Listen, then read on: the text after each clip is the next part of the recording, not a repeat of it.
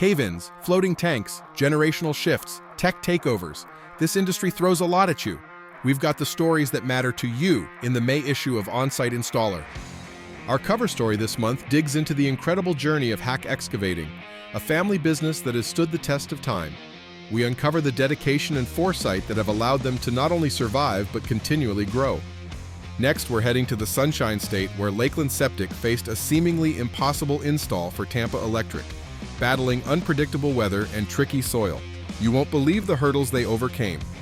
And for those above-ground installs, we've got crucial tips on proper surface preparation for long-term system success. Plus, an Indiana industry leader shares why now is the time for on-site wastewater pros to embrace technology and collaborate for a stronger future. Our essential 2025 Buyer's Guide is packed with the top names, organized for easy browsing.